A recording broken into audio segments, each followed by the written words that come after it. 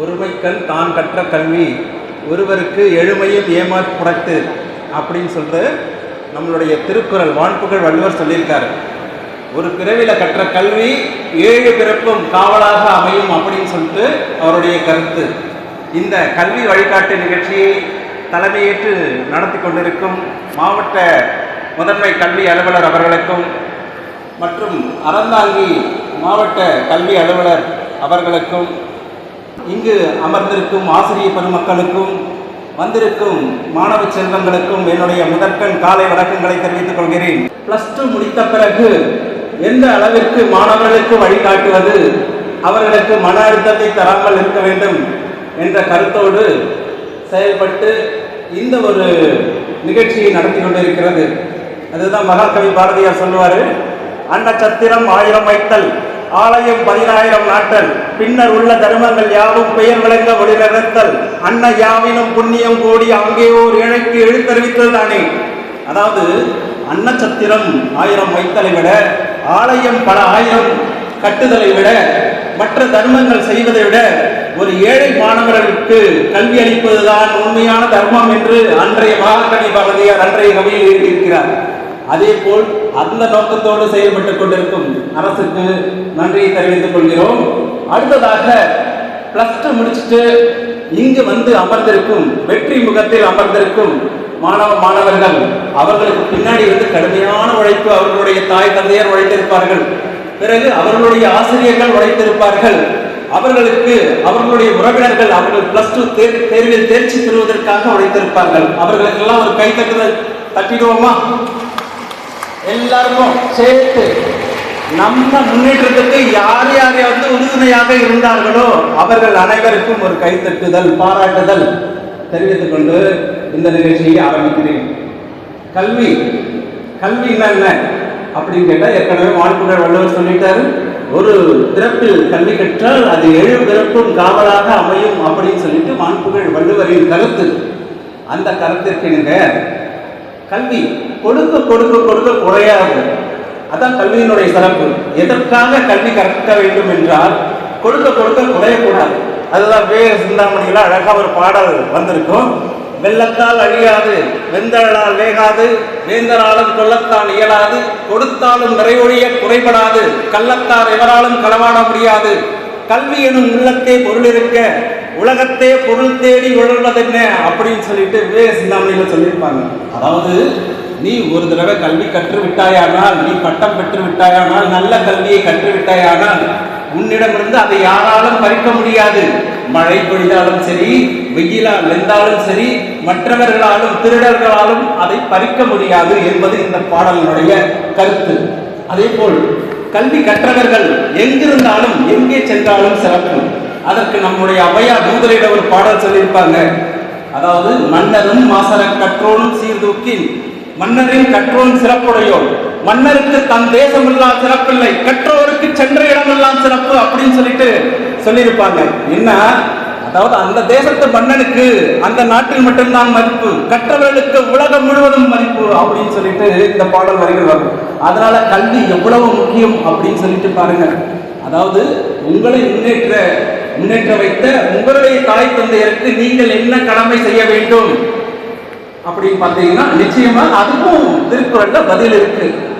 என்ன பதில் இருக்குன்னா, உங்களுடைய அம்மாவுக்கோ அப்பாவுக்கோ நீங்க என்ன செய்ய போறீங்க அப்படின்னு கேட்டா, அம்மா எப்போ சந்தோஷப்படுவாங்க, நீங்க பிறந்துட்டீங்க, வளர்ந்துட்டீங்க, +2 பாஸ் பண்ணிட்டீங்க, இது சந்தோஷம் கிடையாது. இதையும் தாண்டி ஈன்ற பொழுதின் பெரிதுவக்கம் தன் மகனை சான்றோன் என கேட்ட தாய் அப்படின்னு சொல்லிட்டு சொல்றாங்க.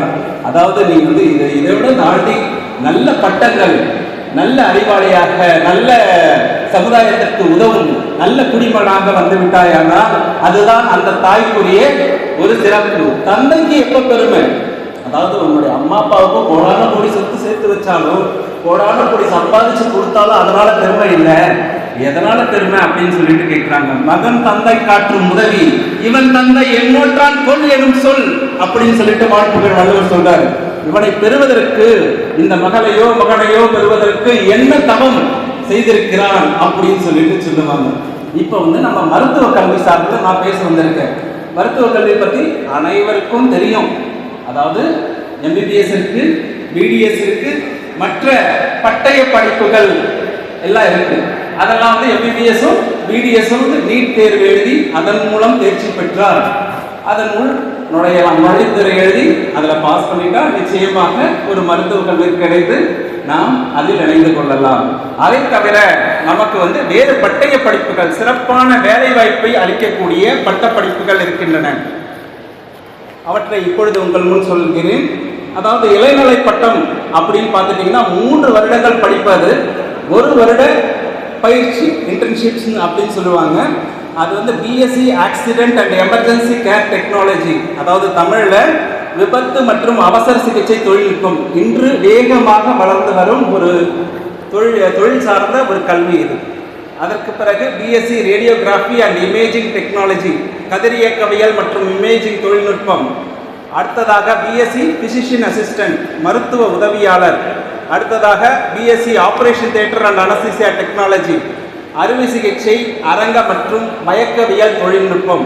இதெல்லாம் வந்து படித்து முடித்தவுடன் உங்களுக்கு வேலைவாய்ப்பு கையில் இருக்கிறது. அதே போல் பிஎஸ்சி கிரிட்டிக்கல் கேர் டெக்னாலஜி, தீவிர கண்காணிப்பு பிரிவு மற்றும் தொழில்நுட்பம். BSc medical and laboratory technology, மருத்துவ ஆய்வாளர் தொழில்நுட்பம். அதே போல் பட்டய படிப்பு என்னென்ன இருக்குன்னு கேட்டிங்கன்னா 2 வருடங்கள் பட்டய படிப்பு, 3 மாத பயிற்சி, அதாவது இன்டர்ன்ஷிப்ஸ் அப்படின்னு சொல்லிட்டு சொல்லுவாங்க. Diploma in medical and laboratory technology, அதாவது மருத்துவ ஆய்வக தொழில்நுட்பம். Diploma in radio diagnosis technology, கதிரியக்க நோய் கண்டறிதல் தொழில்நுட்பம். டிப்ளமா இன் ஆப்டோமெட்ரி, பார்வை அளவியல். இந்த துறைக்கெல்லாம் அதிகமான ஸ்கோப் இருக்கு. படித்து முடித்தவுடன் நிச்சயமாக ஒரு வேலை வாய்ப்பு ஏற்படுத்துவதற்கு ஒரு வாய்ப்பு இருக்கிறது. அதே போல் சான்றிதழ் படிப்புகள் பார்த்தீங்கன்னா சர்டிஃபிகேட் கோர்சஸ் அப்படின்னு சொல்லிட்டு சொல்லுவாங்க. 1 வருட படிப்பு, 3 மாத பயிற்சி. அதுக்கு வந்து அனஸ்தீசியா டெக்னீஷியன், மயக்க மருந்து தொழில்நுட்பம், அறுவை அரங்கம் பற்றிய படிப்பு, theatre technician, dialysis technician, emergency care technician, இசிஜியில் எடுக்கிறோம் இல்லையா, அது சம்பந்தப்பட்ட ஒரு படிப்பு. அதே போல் கார்டியோ சோனோகிராஃபி டெக்னீஷியன், இதய ஒளியியல் தொழில்நுட்பம். ஆர்த்தோபெடிக் டெக்னீஷியன், எலும்பியல். இப்போ எலும்பெல்லாம் உடைச்சிருச்சுன்னா வந்து அந்த மருத்துவரின் ஆலோசனை பிரகாரம் மாவு கட்டெல்லாம் வந்து அந்த எலும்பெல்லாம் கரெக்டாக வந்து அளவீடு பண்ணி அது சரியாக பொருத்தி கட்டுறாங்கல்ல, அந்த technician. Multi purpose hospital worker, பல்நோக்கு மருத்துவ பணியாளர். Diploma in medical record science, மருத்துவ கையேடுகள். மெடிக்கல் ரெக்கார்ட், மருத்துவ ஆவண தொழில்நுட்பம். இவ்வளவு 19 மருத்துவம் சார்ந்த படிப்புகள்லாம் இருக்கு. இதெல்லாம் வந்து படித்தவுடன் உங்களுக்கு வேலைவாய்ப்பை அளிக்கக்கூடிய ஒரு படிப்புகள். அதனால வந்து இன்னைக்கு வந்து நிறைய துறை, மருத்துவத்துறை மட்டும் இல்லை, அதாவது வேளாண் துறையிலிருந்து வந்தவங்களும் சொன்னாங்க, மற்ற துறையிலிருந்து வந்திருக்க அறிஞர்களும் சொல்ல போறாங்க. அந்த மாதிரி ஒரு தம்பி வந்து இன்னைக்கு வந்து அவருடைய அனுபவங்களை பகிர்ந்து கொண்டார் இல்லையா.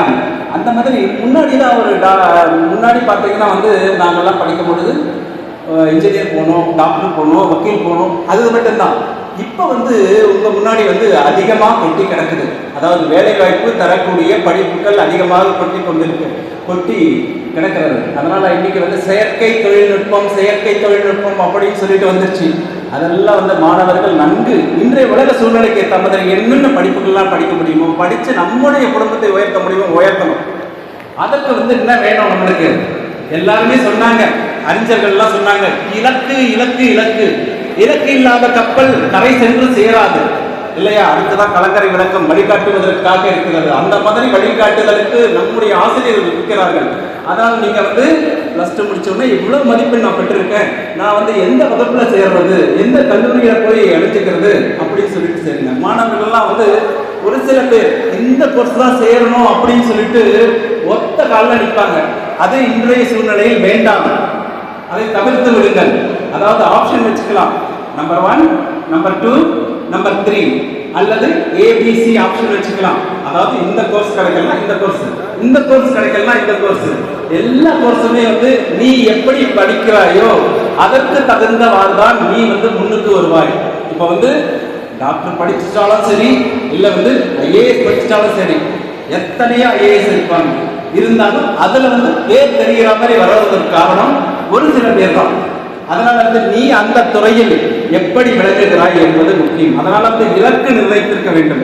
அதனால தான் வள்ளுவர் சொல்லியிருக்காரு, எண்ணியாங்க எய்துவர் எண்ணியர் திண்ணியராக பெறின் உன்னுடைய எண்ணம் வலிமையாக இருந்தால் நிச்சயமாக அந்த எண்ணம் நிறைவேறும். இது உண்மை. என மாண்புகள் வள்ளுவர் சொல்லிட்டார், அது பொய்யே ஆகாது நிச்சயமாக. அதற்கு பிறகு நம்ம மனசுல நினைச்சிட்டோம், அதை செயல்படுத்தாமல் இருக்க முடியுமா? அதற்கு என்ன வேண்டும்? முயற்சி முயற்சி முயற்சி. முயற்சி திருவினையாக்கும், முயற்சியின்மை இன்மை புகுத்தி விடும். மாண்புகள் வள்ளுவர் முயற்சி உடையார் நிகழ்ச்சி அடையார் அப்படின்னு சொல்லிட்டு பழமொழி இருக்கு. அதனால முயற்சி முயற்சி முயற்சி. அதாவது நீங்க எந்த இலக்கை அடைய வேண்டுமோ அந்த இலக்கை அடையும் வரை நீங்கள் முயன்று கொண்டே இருங்கள். முயற்சி நிச்சயம் ஒரு நாள் கை கொடுக்கும். அப்படிதான் நம்முடைய மதிப்புக்கும் மரியாதைக்கும் உரிய மாண்புமிகு ஜனாதிபதி, முன்னாள் ஜனாதிபதி APJ அப்துல் கலாம் ஐயா இருந்தாங்க இல்லையா, அவர்களுக்கு இங்க இருந்து பட்டம்லாம் பெற்றுட்டாங்க. பொறியியல் தொழில்நுட்பத்துல பட்டம் பெற்றுட்டு அவங்க பைலட் ஆகணும்னு அவங்களுடைய கனவு. அவங்க இன்டர்வியூலாம் அட்டன் பண்றாங்க. இன்டர்வியூலாம் அட்டன் பண்ணி அது கிடைக்காம, துரதிருஷ்ட வசத்தினால அது கிடைக்காமல் போச்சு. அது அப்படியே நின்றுட்டாரா? இன்னைக்கு பல பெயர்களுக்கும் அவர் சொந்தக்காரர். ஏவுகணை நாயகன், பொக்ரான் நாயகன் அப்படின்னு சொல்லிட்டு அவரை புகழ்வதற்கு என்ன காரணம்? ஒரு சிலரால தான் பதவிக்கு பெருமை. அந்த வகையில நம்முடைய மதிப்புக்கும் மரியாதைக்கும் உரிய முன்னாள் ஜனாதிபதியால் அந்த பதவிக்கே பெருமை ஏற்பட்டது. அதனால நீங்க போற துறை எந்த துறையாக இருந்தாலும் அந்த துறையில் நீங்கள் உயர்ந்து விளங்க வேண்டும் என்று கூறிக்கொண்டு எனக்கு இந்த வாய்ப்பை அளித்த மாவட்ட கல்வி அலுவலர் அவர்களுக்கும் மற்றும் உள்ள அனைத்து ஆசிரியர் பெருமக்களுக்கும் மாணவர்களுக்கும் நன்றி கலந்த வணக்கங்களை தெரிவித்துக் கொண்டு உங்களிடமிருந்து விடைபெறுகிறேன். வாழிய செந்தமிழ், வளர்க நற்றமிழர், வாழிய பாரத படித்திருநாடு.